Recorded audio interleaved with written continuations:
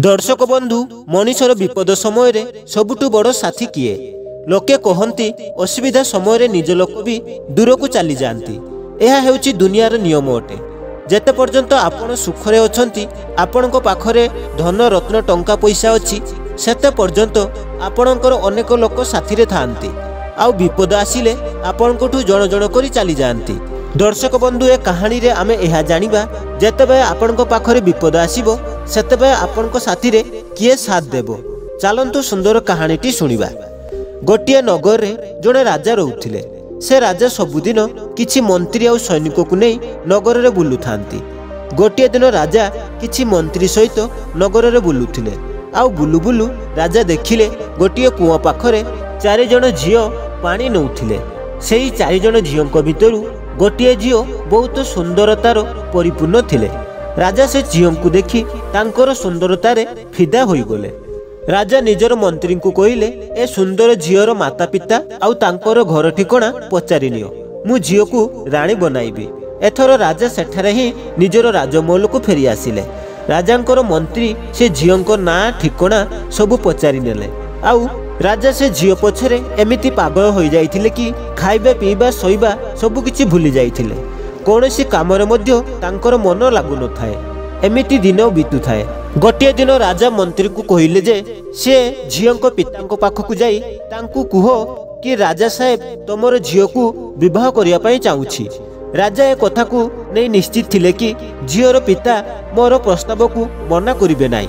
आखिर राजांको सहित किए तांकर झियो को विवाह करिया पई मना करिवो?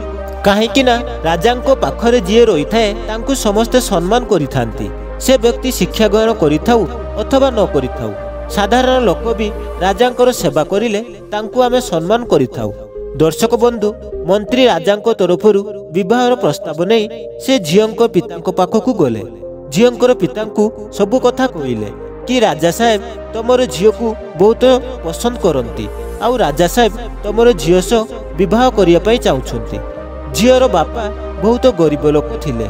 जेतेबे सुनिले तांकर झियो को राजा विवाह करिया पई चाहुछंती, झियोर बापा मंत्री को कहिले, मंत्री महाशय मु मोर झियोर विवाह करी तो देबी, किंतु गोटिए शर्त रे तांकु कोनोसी हाथ काम आसुथिबो अथवा कोनोसी हाथ काम जानिथिबे।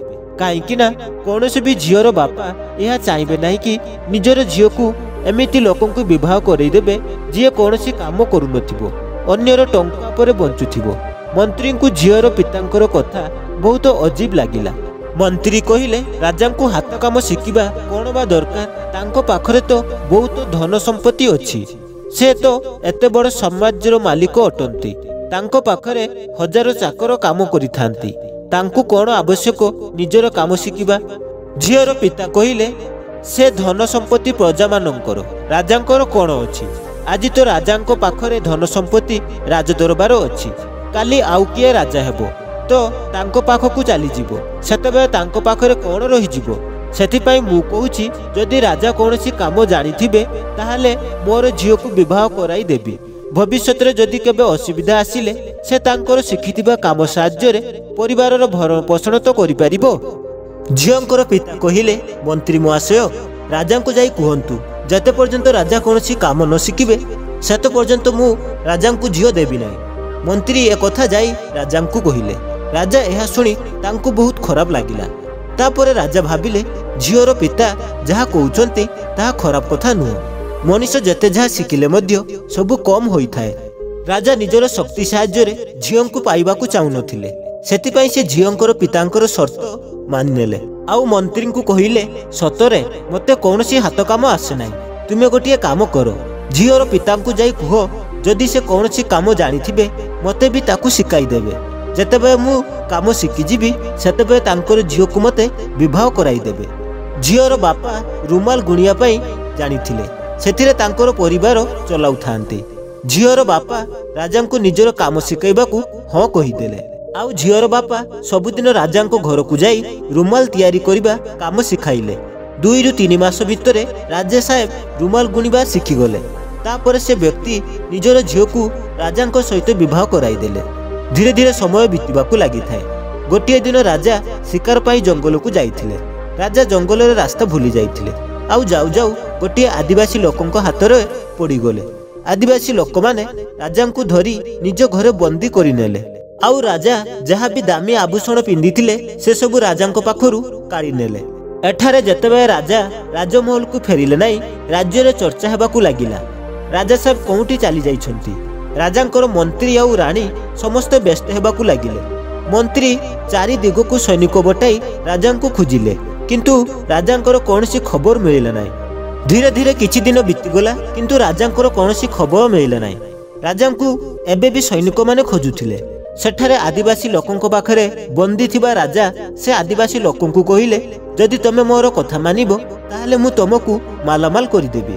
राजा गोटिए मुद्रा देले आउ कहिले तमे शहर को चली जाओ, सेठारु किछि सूता किनि नै आसीबो, मु तुमको सेथिरे रुमाल बनेई देबी, तुमे एहाकु बिक्री करी बहुत टंका पाइबो।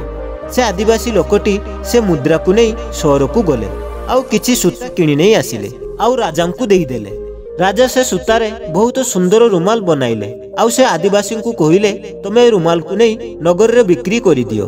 आदिवासी लोकटी जतबे से रुमाल को शहर रे बिक्री करिले तांकु से रुमाल रे बहुत टंका मिलिला। एबे से आदिवासी लोकटी बहुत सूता किणी राजा को देई देले। राजा एहाकु रुमाल बनाई बिक्री करिया पई आदिवासी को देई दी थांते। किछि दिन एमिति काम चलिला परे गोटे दिन राजा एमिति रुमाल बनाइले सेतिरे राजांकर सबु ठिकणा लेखा थिला। आउ आदिवासी लोकंकु कहिले देखो ए रुमाल बहुत दामी अटे, एहाकु तमे राजांको मंत्रींको पाखकु नै जाओ आउ ए रुमाल रो दाम तांको पाखरु 100 टंका कम नेबो नै। आदिवासी लोकटी रुमाल नै खुशी खुशी राजांको मंत्रींकु रुमाल देले। मंत्री रुमाल को देखी राजांकर लेखा बुझी पारिले। मंत्री को राजांकर ठिकणा जना पड़ी जाइथिला कि राजा को एही आदिवासी लोक बंदी करी रखिछंती। मंत्री तुरंत से आदिवासी लोकों को बंदी करदेले आउ निजर सैनिक को नहीं राजा को सेठारु मुक्ति कराइले। दर्शक बंधु गोटे हाथ काम जोगु राजार जीवन बंची जाइथिला। सेथिपाई कहंती शक्तिशाली पाई कोनसी काम कठिन होई न थाए आउ कष्ट करुथिबा लोकंकर लक्ष्य दूर रे न थाए आउ विद्यमान लोकंक पाई कोनसी जगह नुआ होई न थाए। मनीषर बुद्धि आउ तांको हाथ रे शिखिथिबा काम तांकर सबुटु बड़ साथी अटे। विपद समय रे केही भी तुमको साथ न देले भी निजर शिखिथिबा काम आउ बुद्धि जोगु विपदरु मुक्ति पाई परिबो। मनीष को सबुबेले साहाय्य करिथाए तांकर बुद्धि आउ शिखिथिबा काम। सेतिपाई हमकु कोनसी ना कोनसी काम निहाती शिखिबा दरकार। दर्शक बंधु आशा करिबी आपण मानकु ए कहानीटी भलो लागिथिबो। जदि कहानीटी भलो लागिथिबो ताहले कहानीटी को बहुत मात्रा शेयर करंतु आउ प्रथम थर पई मो चैनल ले विजिट करथिले चैनल टी को सब्सक्राइब करि नियंतु। एमिति सुंदर सुंदर कहानी एई चैनल ले सुनिया पई पाइबे।